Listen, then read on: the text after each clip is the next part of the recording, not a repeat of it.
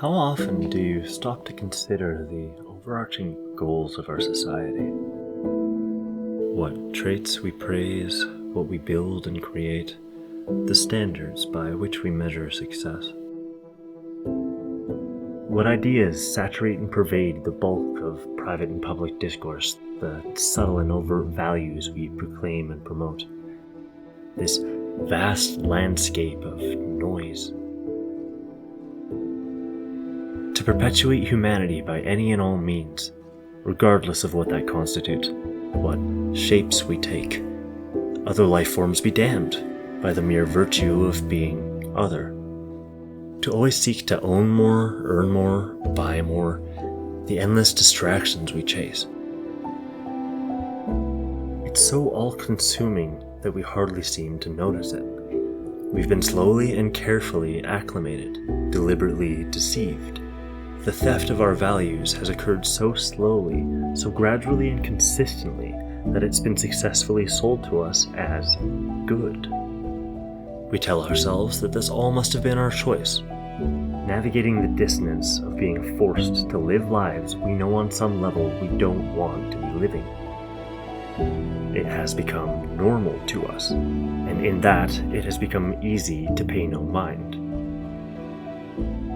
Untold billions over decades and generations, poured into emerging media technologies, has slowly become the defining factor as to what is valued by our culture.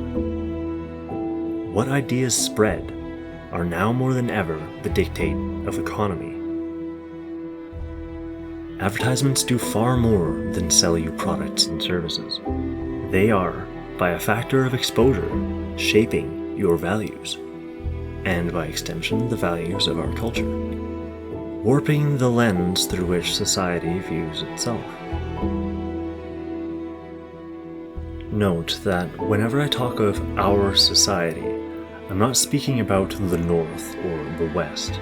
I'm talking about we, the majority of humans, who have allowed ourselves to be fooled by one another into reducing life itself to a points game. An artificial little world maintained only within our minds, like the rules of a sports game taken far too seriously, aiming us all in the same direction, with one basic rule: seek profit or die. From frigid Canada to scorching Nigeria, natural selection is no longer the mechanism that decides who is to survive and who is to die. Money is. Economics is our new predominant selective pressure. In this, we have slowly but surely been building a cage around ourselves. A game so superseding that it's scarcely even acknowledged for what it is. We can barely even speak in context of reality anymore. Resources, people, potential, drive, cooperation, our language bends it all to the logic of the points game. We spend and save time. When discussing ideas or projects or changes to current systems, our gut impulse is to think first and foremost in terms of who's gonna pay for that? Ad infinitum, ad nauseum. The degrees to which our language has been blurred to this effect are too vast to even attempt to document. We have forgotten and taught each other to forget the reality of the circumstances that surround us, and rarely, if ever, do we speak in terms of it.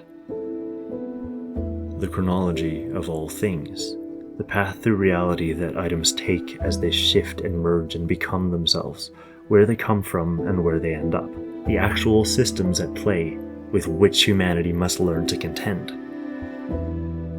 Instead, we have grown obsessed with reducing more and more to the logic of the game, to and beyond the absurd degree that life itself has become entirely secondary to the charade. Food rots in locked dumpsters behind grocery stores, and medicine expires on shelves. The same tokens with which you buy your vanity products is used to save the life of your pet or your child. Most of what we build is absurdly built to break. Buildings are held hostage by those who can do so just because they can, and everyone is enslaved to everyone else. Enough points and you can buy the wills of others. Not enough and you fucking die.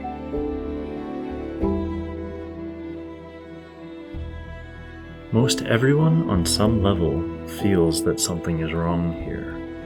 A vague background terror, yet no one can quite articulate it.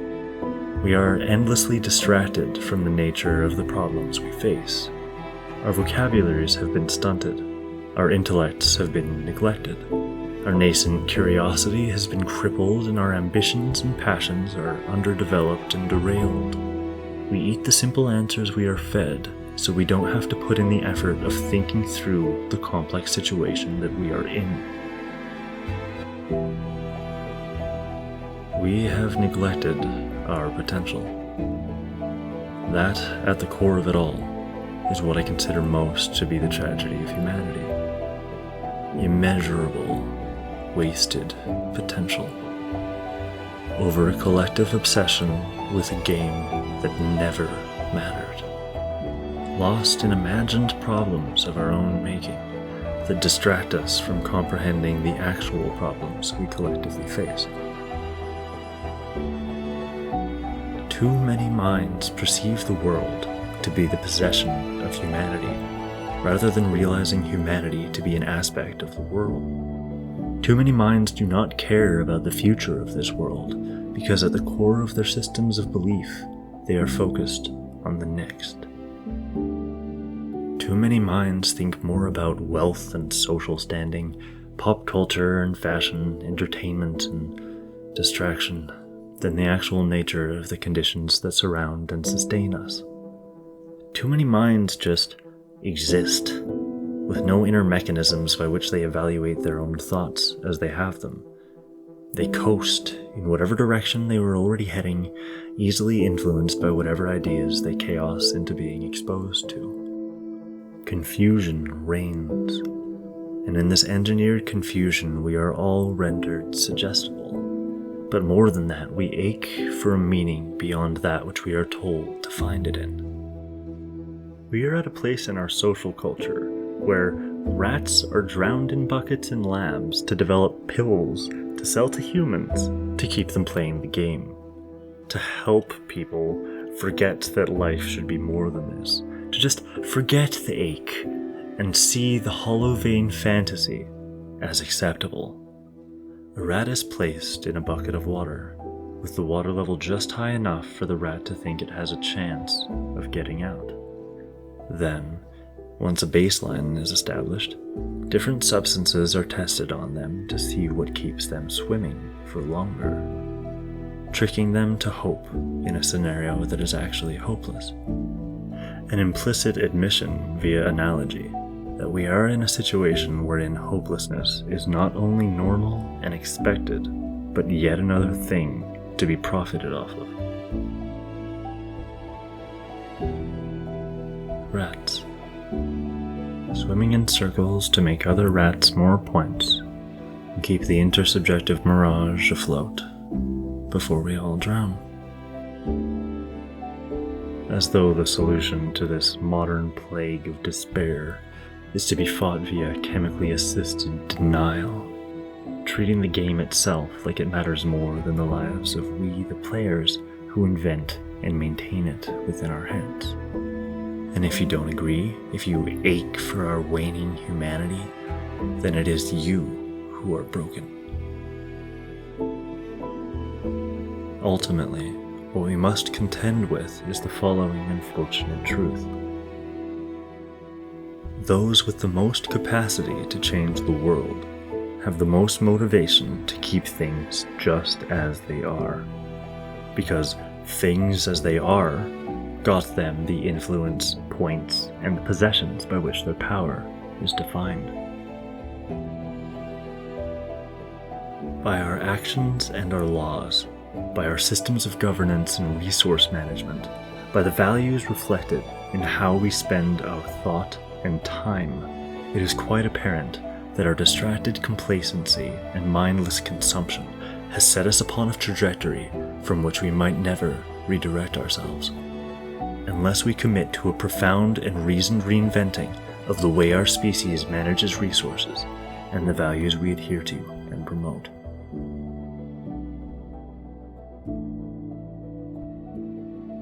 What do you value, and why?